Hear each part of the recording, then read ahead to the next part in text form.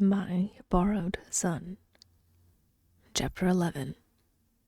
First Day of School.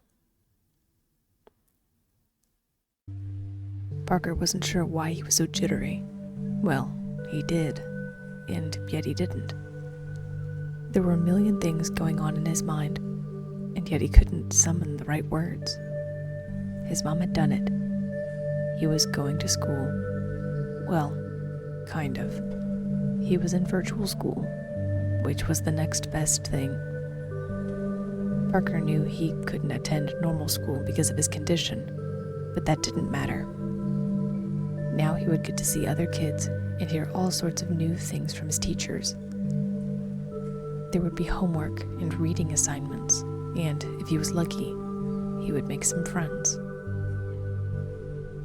Parker had on his best shirt and made sure everything was tucked in and that his hair was combed out thoroughly. He had been waiting for this moment all summer, and he was not about to leave a bad impression or get off on the wrong foot. Something in the little boy was making him shiver and shake with both excitement and nerves. What if the other kids didn't like him? What if he wasn't smart enough to keep up with the work? What happened if he was too smart? Would he be bullied? Or would he be welcomed with open arms like any other kid? Was his condition going to make the others uncomfortable? What if they asked too many questions about why he got to stay at home and go to school virtually? Parker took a breath to calm down his mind. It was something his mom taught him. To reinforce the calm he was trying to bring over himself, Parker remembered his conversation with his mom. "Now, Parker, remember what I said about your condition?" His mom had asked him earlier that day, and every day for the past 2 weeks. It is a rare condition that the doctors are still figuring out. I'm just like you, just a bit fragile, recited Parker at the drop of a hat. "If there are other questions about how you're fragile?" prompted Amanda. It's hard to explain, but it's basically what it sounds like. My body is delicate, I can break bones easier, and stuff like that. And being outside makes my body react poorly.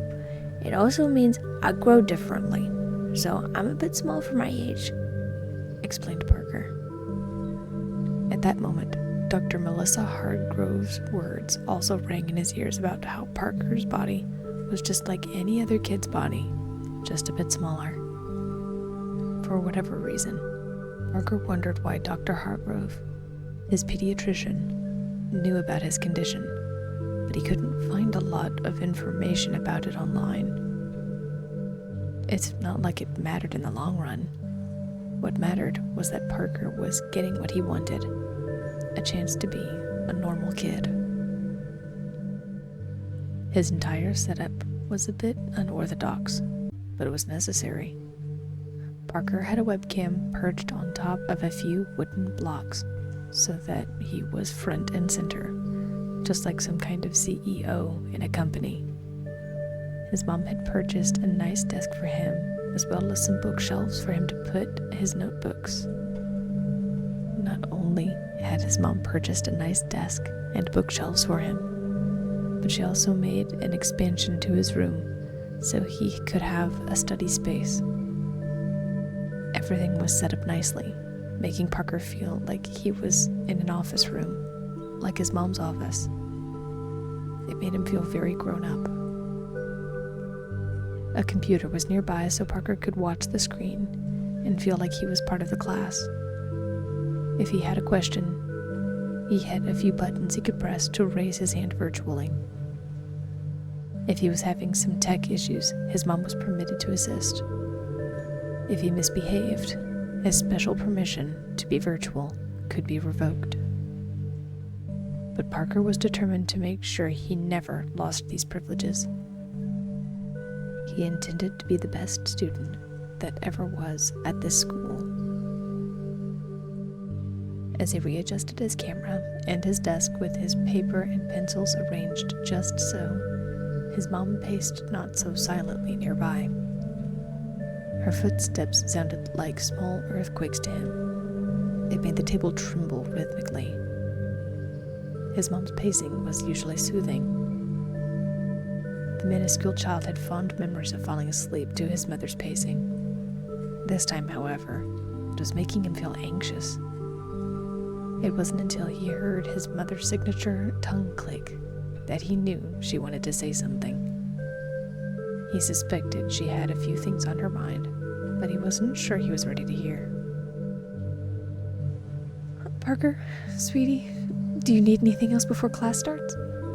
She asked. No, Mama, I have everything, said Parker. Something about the apprehension in his mother's eyes made Parker feel uncomfortable.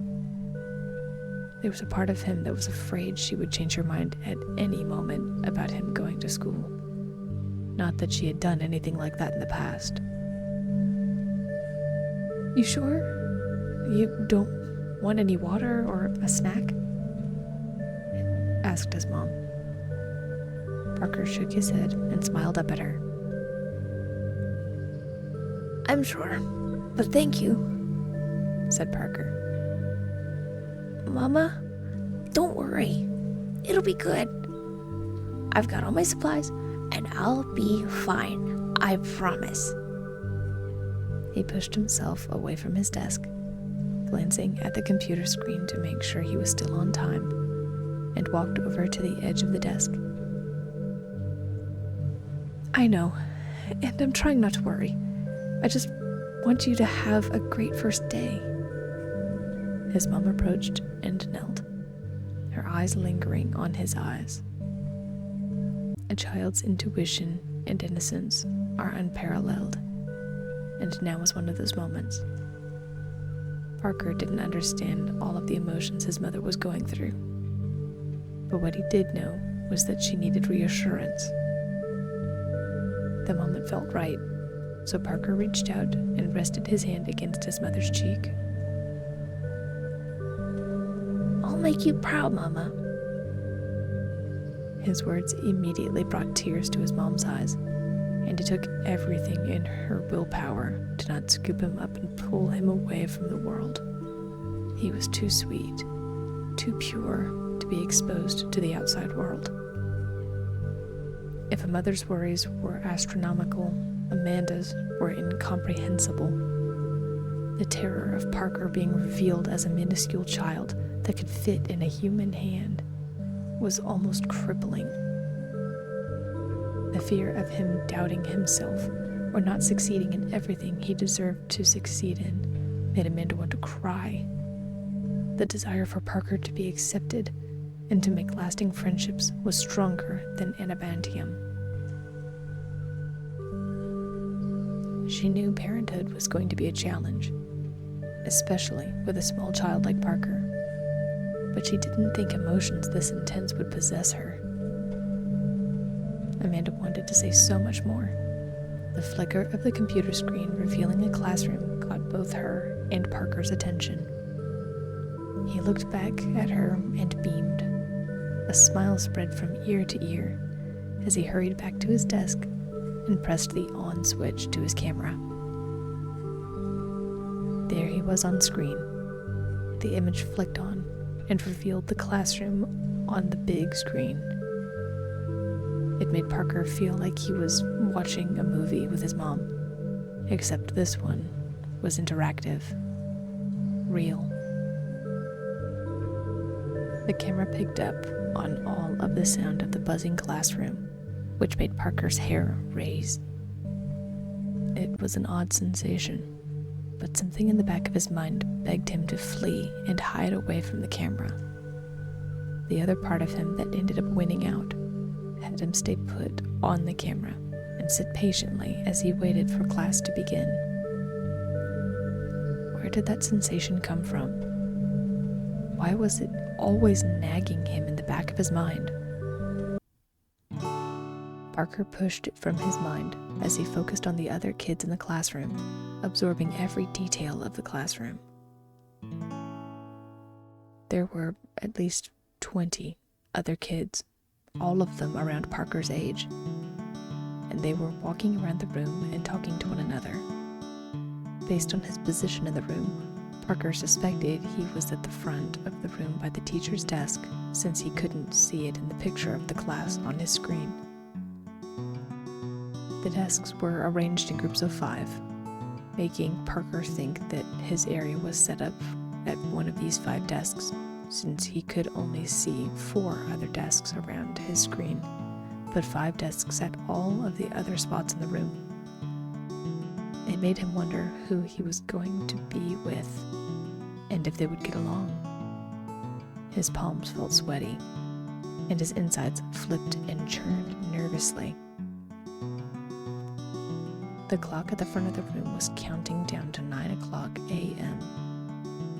Each second, Parker felt a fluttering nervousness swirling inside him. He spotted a few of the kids looking and pointing at the camera, many of them covering their mouths and leaning toward one another as they whispered. It made Parker squirm uncomfortably. Were they talking about him? And if so, why not just come over and talk? He recited the questions and answers in his head that he and his mother rehearsed. The anticipation of talking to someone new for the first time starting to make him antsy. Still, he wanted to put his best foot forward. He smiled and waved at some of the nearby groups, but that only made the other kids look away. The minuscule boy wondered why. He was just like them, just not there in person. Perhaps they just know one another from the other grades? Friends gravitate to one another from grade to grade. Maybe they're just as scared as me. Parker smiled again and waved as a group of 3 girls walked past his screen. All of them had this weird look on their face, like it was a mixture of confusion and disgust. Were all girls like this? Parker wondered. It felt like a punch in the gut, but Parker was determined. At least, he started off determined. When the bell rang and no one approached, Parker was feeling defeated. Could the other kids see him? Did he look like some kind of screen robot? Or was this just how things were going to be? Oh, well, I wanted to go to learn too, Parker thought. I guess making friends is harder than... Hey, are you new here? Parker was pulled from his thoughts to see a massive face of a girl about his age leaning forward toward the camera. She had charcoal black eyes and black hair that was spun in tightly curled spirals. She had a little gap in between her front teeth, and it was clear she had lost a tooth recently at the bottom left of her jaw. Again, that instinct to flee and hide welled up inside of him, but Parker choked it down as he fidgeted with his pencils. Yeah. Hi. Sorry. It's nice to meet you. I'm Parker. What's your name? Asked the anxious 10-year-old. The girl leaned away and stared at the screen, her penetrating eyes making Parker feel like she was actually looking at him. Before she looked directly into the camera. I'm Bailey. Bailey Johnson. Don't you have a last name? Daddy always taught me to say your first and last name when you meet someone new, said Bailey as she folded her arms across her chest and leaned forward on her desk. Oh, right, stammered Parker, feeling like he was starting to flounder already. He wasn't going to shy away from this, though. He cleared his throat and straightened up. I'm Parker Silverstein. It's nice to meet you. It's nice to meet you, too, beamed Bailey as she shimmied in her seat. Why are you on a screen? It's the first day. You sick or something? Parker didn't have a chance to answer. Not that he was eager to do so. It was the first time he was going to put his question answering to the test, but it was cut short by someone striking a triangle that hung over the whiteboard. All right, everyone sit down and get ready. We've got a lot to cover today, and if you were in my class last year, you know the drill, said a tall man at the front of the class. He wore black-rimmed glasses that reminded Parker of the ones Clark Kent would wear in the comics to disguise himself from being Superman. The man had sandy, blonde-brown hair, much like Parker's hair, but he had pale blue eyes that reminded Parker of glacier ice that he had seen in his science books. The man looked young, but he held himself with the confidence of someone older than him. The man began to pace back and forth at the front of the room and continued to speak, which quieted the room. For those of you who don't know me, my name is Mr. William Tamplin. You may call me Mr. Tamplin unless you're my mother, which I don't think any of you are. And I'm your homeroom teacher. I'm also your English instructor, math tutor, and I sometimes hold kickball tournaments for your grade range. I play the French horn and give piano lessons on weekends. Tracking? Good. Now, today is very simple despite all we have to do today. First and foremost, let's get up from our chairs and give ourselves a little shake. First day jitters always keep me moving, and I can see some of you squirming in your seats already. So, let's stand and shake. It was an unorthodox method to begin with, but a little more coaxing had the students standing and shimmying and shaking. Some of the kids started laughing, and even Parker stood and found himself laughing a bit at watching everyone get out their first day jitters. Already, this was making him feel comfortable. All right, everyone back in your seats. We're going to be doing a lot of things throughout the day, so stay still until I ring this bell. As soon as you hear it, stand and get out those jitters, okay? Good. Now, first and foremost, we need to introduce ourselves. We'll take turns, but let's start small. Look at your classmates and shake everyone's hand and introduce yourselves. You have 30 seconds. Go! Instructed Mr. Tamplin. Parker had to admit that his teacher had a special way of conducting the room.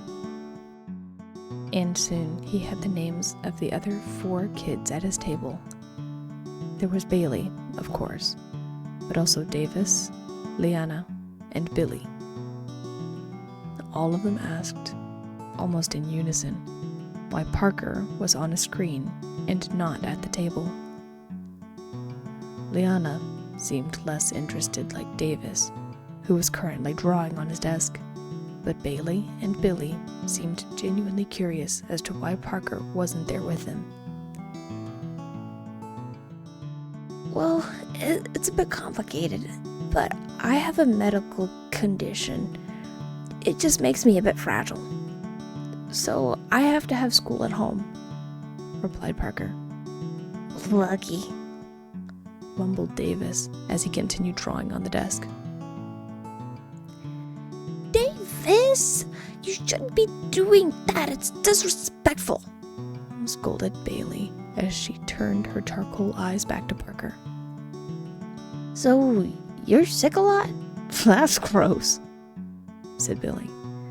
But you look fine to me. When I'm sick, I have snot dripping down my face like the nasty monster. Like this. Billy proceeded to pretend snot was coming out of his face as he dragged his fingers down his nose. Ew, you're disgusting, Liana said as she rolled her eyes. You're disgusting, Billy shot back.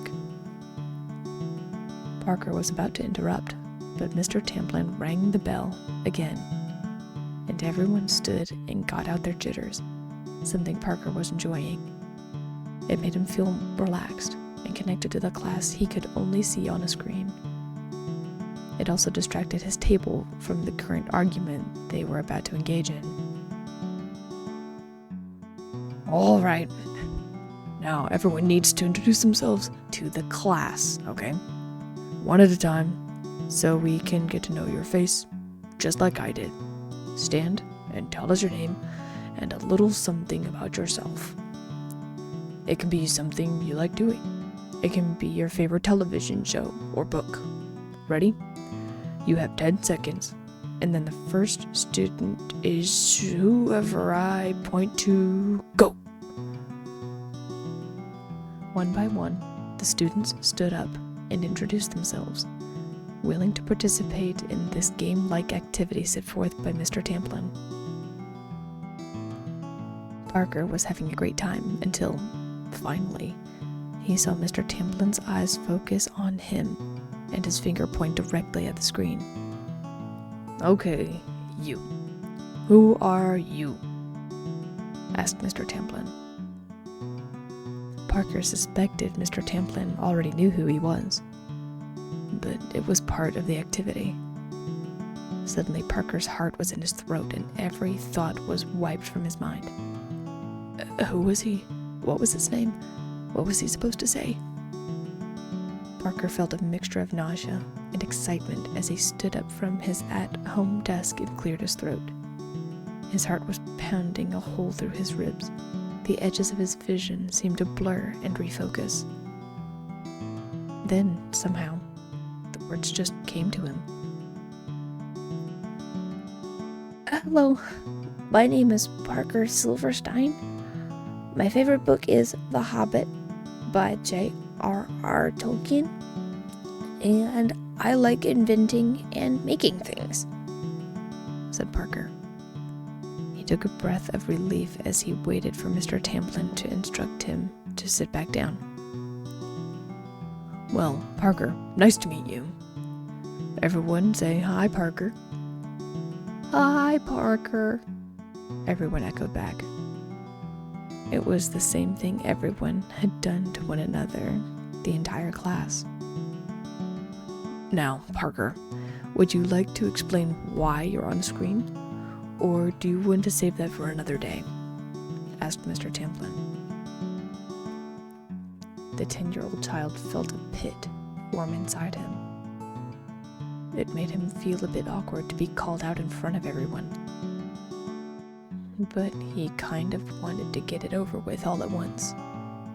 Plus, Mr. Tamplin had given him an option of now or later. I can tell them now. So, I have a medical condition. It's a bit rare, and it basically just makes me a bit fragile. So, I have school at home, explained Parker. Wonderful. Thank you for sharing, Parker. Now, on to the next. Just like that, without any extra hassle, Parker had explained to over 20 other kids that he was just a little bit different, and no one had any other questions. Though it was bound to happen, Parker was grateful that Mr. Tamplin didn't open up the floor for discussion. He didn't like all of that attention on him, if he was being completely honest. It made his skin crawl, and he felt like he needed to duck away and hide under the desk away from the camera. At the same time, it was exhilarating. Parker had just made so many new friends, and some of them were right there at his table. The day continued, for the most part, without incident. There were a few teachers that came into the room and had additional questions for Parker, who emphasized to the class that he was going to get all of the same homework, additional lessons, and supplementary material like everyone else. But no one seemed interested in the particulars. There was one teacher, Miss Kendall Kane, who pulled Parker's monitor to the side to ask, as she said, some follow-up questions. Many of them were about specifics of his condition, followed by a somewhat implying statement about Parker not looking sick. At some point, Parker called in his mom to answer some of Miss Kane's questions, which quieted Miss Kane for the rest of the day. Parker loved all of his teachers, except for Miss Kane, with her wrinkly brow and thick-rimmed glasses held on by a gaudy beaded chain, and he was more than ready to tackle the literal stack of homework he was given. After that incident with Miss Kane, Parker's mom peered in from time to time to give him a little thumbs up, to which Parker always returned the gesture. The rest of the day ran smoothly, ending once again with Mr. Tamplin.